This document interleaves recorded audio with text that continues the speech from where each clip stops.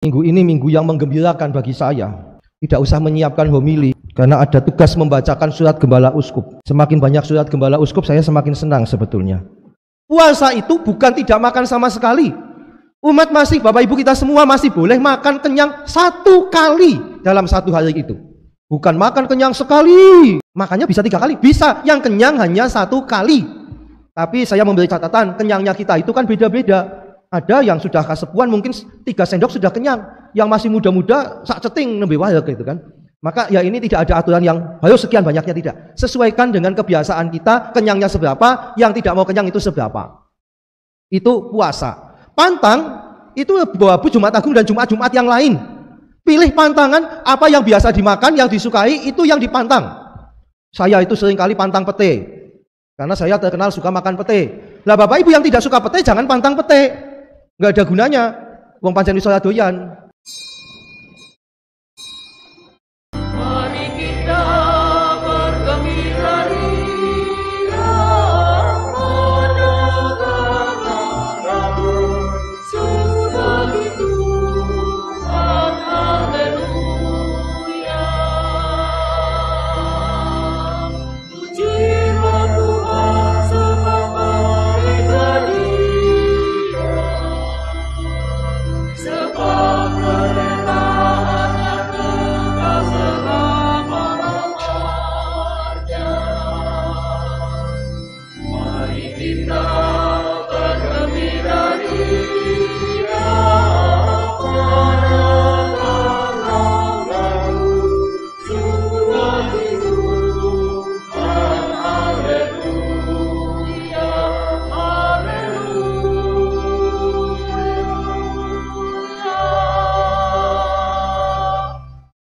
Dalam nama Bapa dan Putra dan Roh Kudus. Tuhan bersamamu.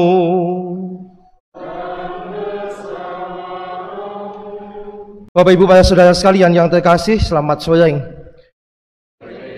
Dalam hidup kita ini ada banyak hal yang bisa membuat kita menjadi tidak nyaman.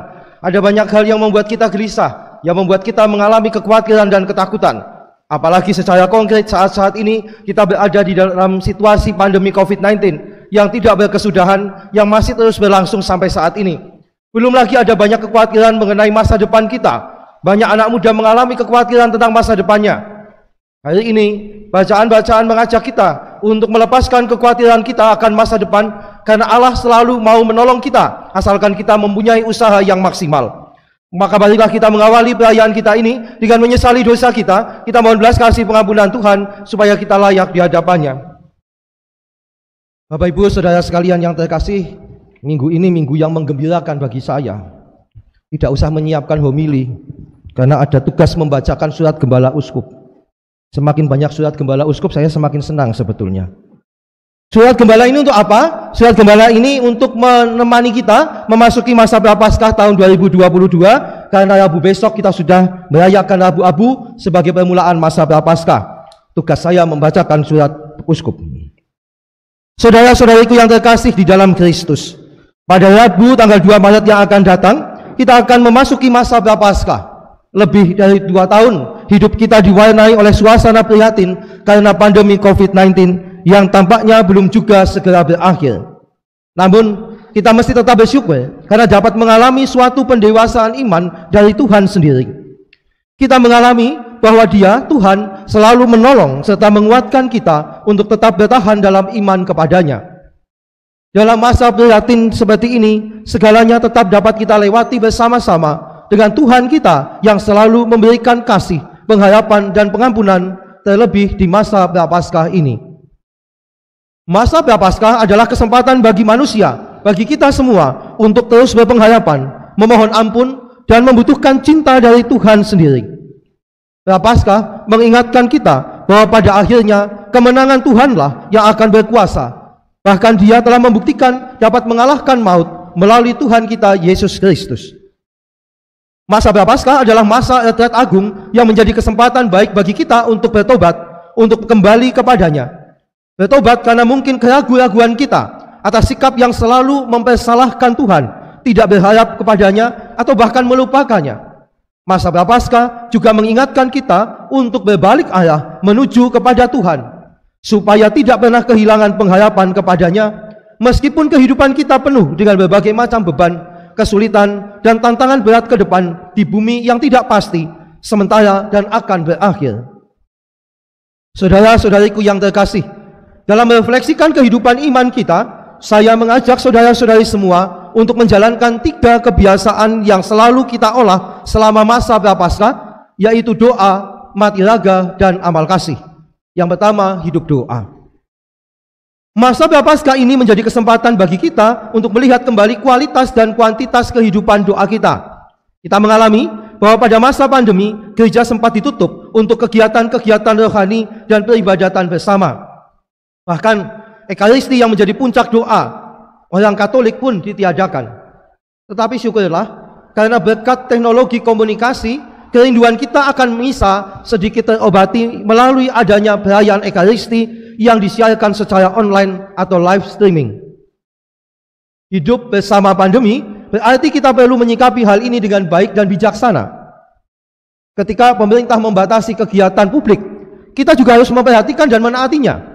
Namun sebaliknya, ketika situasi memungkinkan, hendaknya kita juga memanfaatkannya dengan sebaik-baiknya dan tidak harus menjadi paranoid yang berlebihan dan menjadi terlena dengan kenyamanan berdoa di rumah saja. Kita seyogyanya paham bahwa perayaan Ekaristi secara online atau live streaming hanyalah suatu solusi yang sifatnya sementara pada masa tidak biasa atau hanya ketika dalam keadaan darurat. Saya sadar bahwa merayakan misa secara langsung di gereja tentu lebih membuat kita repot dan berisiko daripada mengikuti misa di rumah secara online. Belum lagi soal waktu, tenaga, kesehatan, serta biaya yang harus dipersembahkan. Namun saya yakin Tuhan telah mempersiapkan ini semua untuk setiap pribadi kita masing-masing, asalkan kita percaya dan mengimani bahwa Tuhan memang telah mengatur segala kehidupan kita semua dengan bijaksana dan membahagiakan. Saya menambah penjelasan karena dalam suratnya Romo yang membaca harus membaca dan menjelaskan. Bapak Uskup sebetulnya mau mengingatkan kita soal hidup doa karena sudah 2 tahun situasi pandemi belum selesai. Memang pada awal masa pandemi, ketika gereja ditutup untuk pertama kalinya mulai tanggal 20 Maret 2020 sampai dengan 18 Juni 2020, kami para imam itu menyampaikan informasi kepada Bapak Ibu Saudara sekalian, tidak ada misa. Lalu silakan mengikuti misa online, live streaming, yang waktu itu kami sampaikan nilainya sama dengan mengikuti misa di gereja. Waktu itu ketika tidak memungkinkan misa di gereja. Yang diomong oleh Bapak Uskup adalah bahwa ketika gereja sudah dibuka lagi, dulu bayangan kami Juni itu dibuka langsung berbondong-bondong. Katedral mikir nanti harus berapa kali misa. Tapi ternyata tidak seperti itu. Setelah gereja dibuka, bukan berbondong-bondong umat datang ikut misa onsite, tapi masih banyak yang tinggal di rumah. Kalau itu yang kasepuan masih bisa dipahami. Tetapi yang kami amati justru yang muda-muda, yang kadung itu apa? Terlanjur sudah nikmat misa online. Ini yang dikritisi oleh Bapak Uskup. Jadi nilainya sama dengan mengikuti misa di gereja dalam keadaan situasi darurat. Kalau sudah bisa misa di gereja, jangan lalu malah santai-santai di rumah. Itu yang mau disampaikan oleh Bapak Uskup. Bisa jadi karena malas, tapi juga paranoid, ketakutan yang berlebihan. Yang saya kagum di sini malahan ada Pak Sukir, Bu Sukir, Bu Elizabeth di sini yang sebetulnya malah lebih pantas untuk takut, tapi malah berani datang misa. Yang muda-muda malah kadang-kala lupa untuk misa. Ini yang daftar itu 85, yang datang sekian. Moga-moga hanya karena hujan gitu ya. 85 daftar, 3 izin tambah 1 tambahan. Saya lanjutkan. 2, tentang mati raga, yaitu dengan cara pantang dan puasa. Penetapan hari pantang dan puasa wajib adalah suatu aturan yang minimal.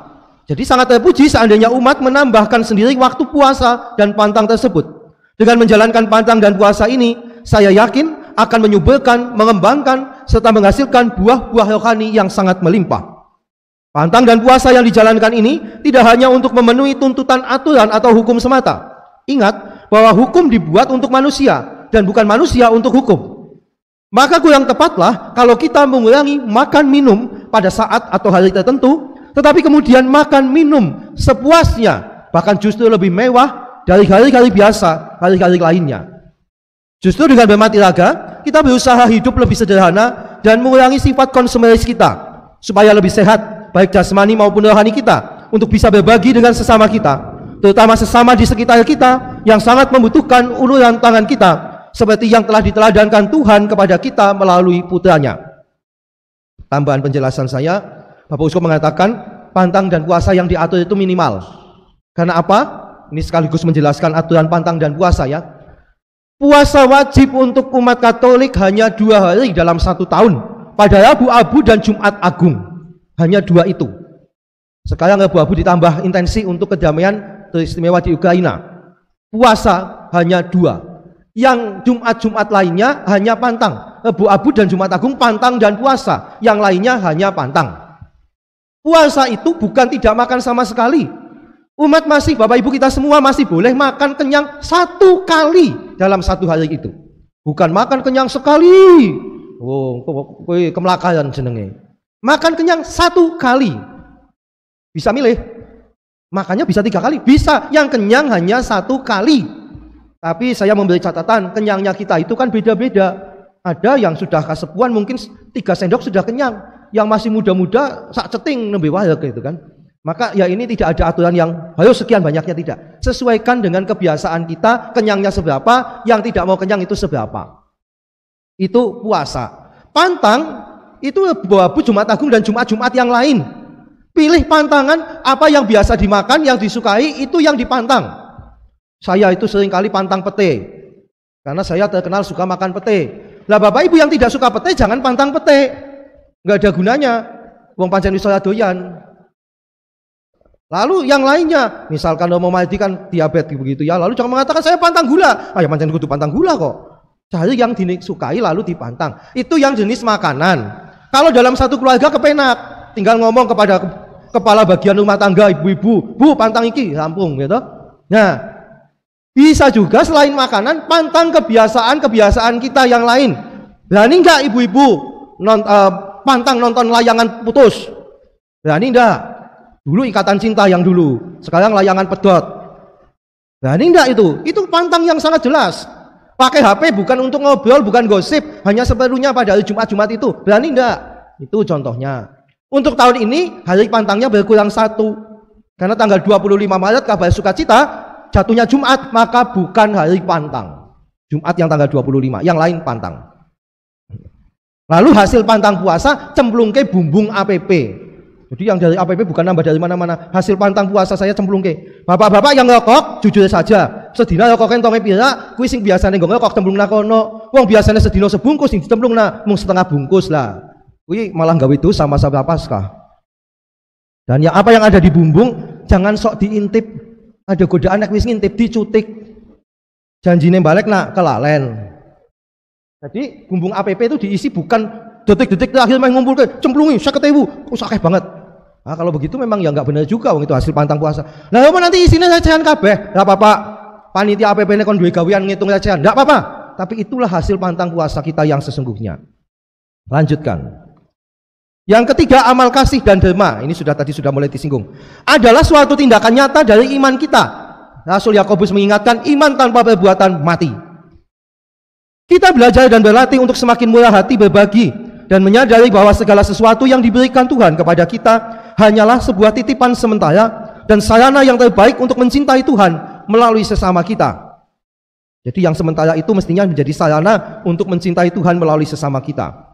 Kualitas amal kasih yang Tuhan ajarkan kepada kita adalah selalu merasa bersyukur dan berani membagikan milik kita, bukan karena kita berlebih, sisa atau tidak dapat dipakai, tetapi malah justru memberikan kepada sesama dalam dan dengan segala kekurangan, keprihatinan dan kesulitan kita sendiri.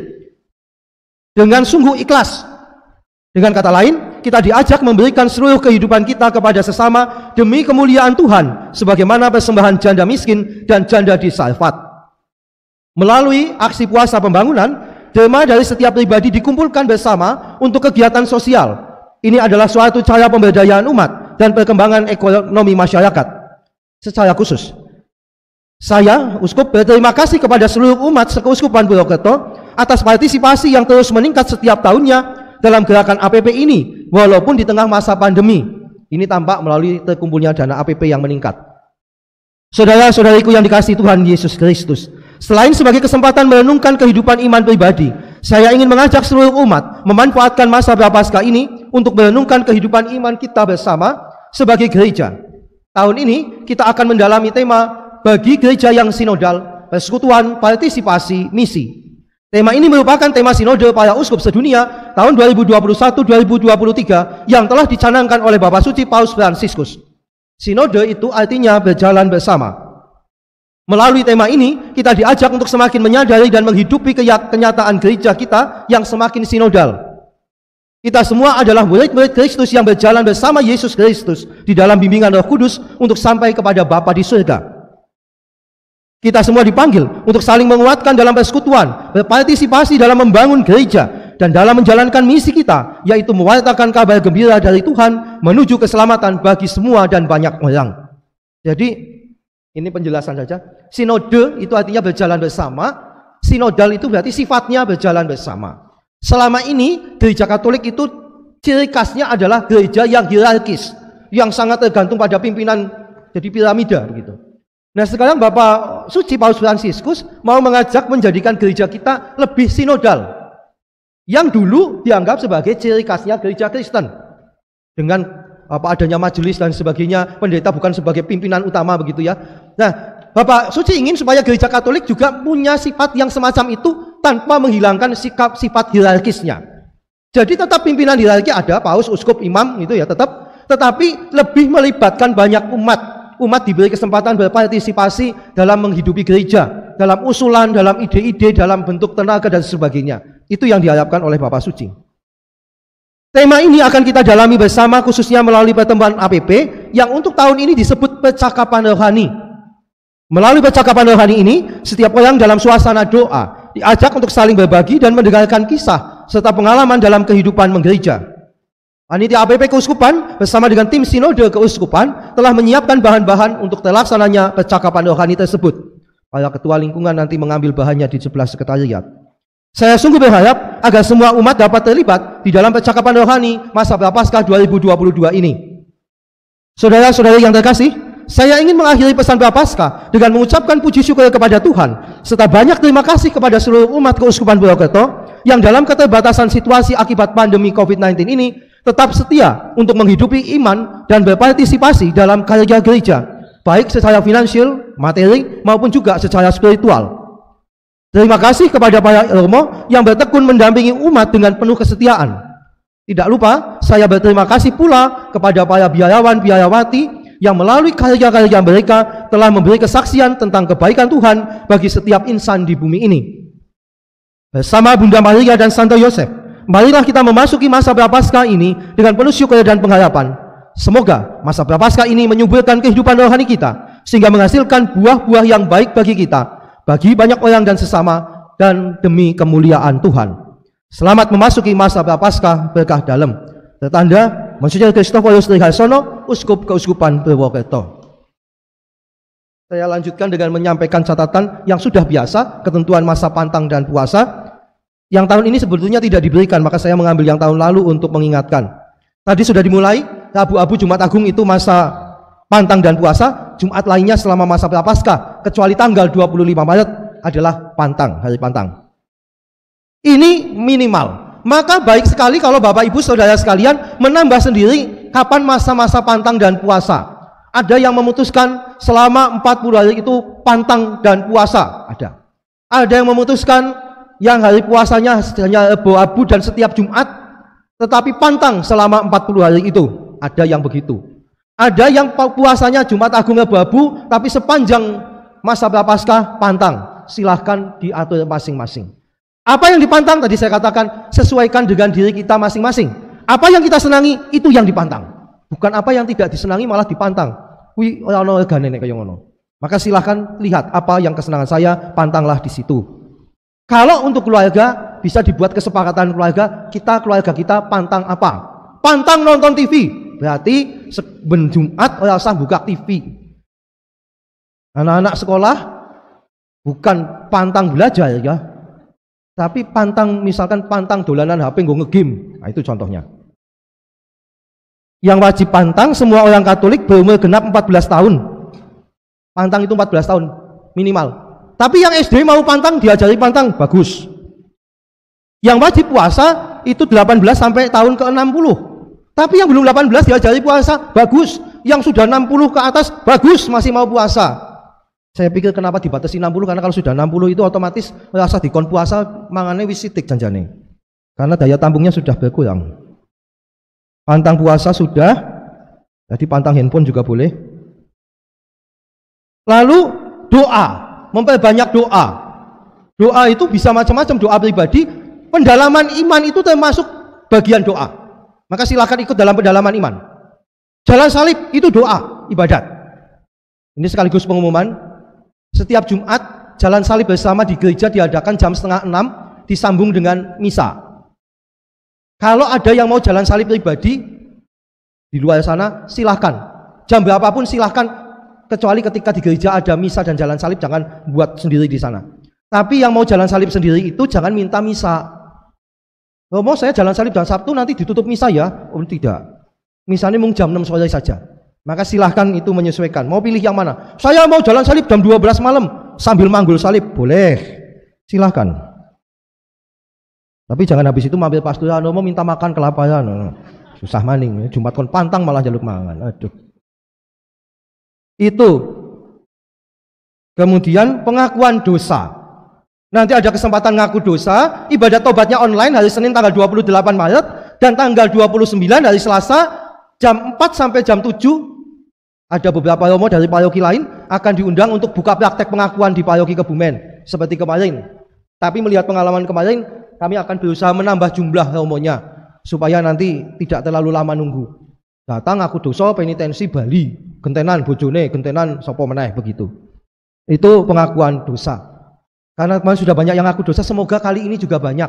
Jangan mengatakan bahwa ini Natal wis ngaku dosa, nembe wong sasi kon ngaku dosa maning. Bahane lu anak.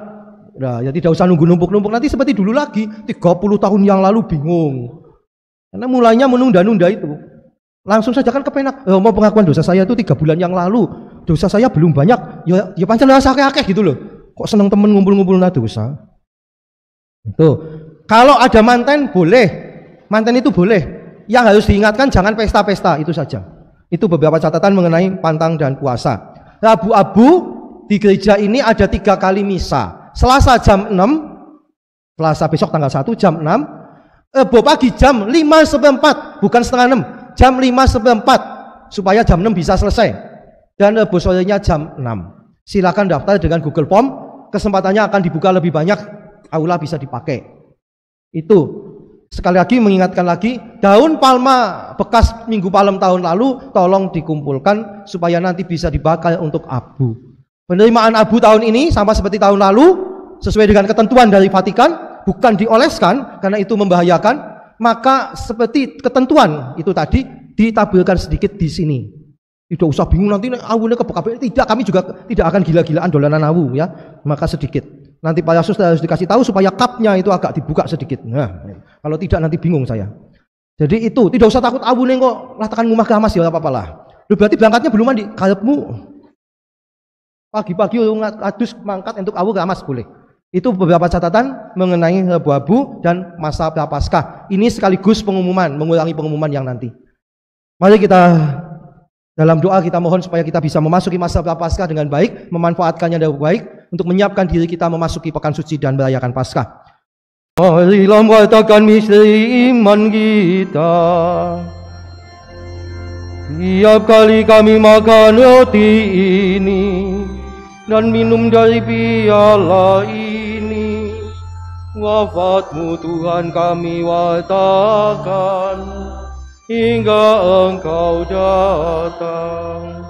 Bapak Ibu Saudara sekalian, kita bersyukur bahwa kita akan segera memasuki masa Prapaskah, maka marilah kita mohon berkat Tuhan untuk menutup perayaan kita ini. Tuhan bersamamu.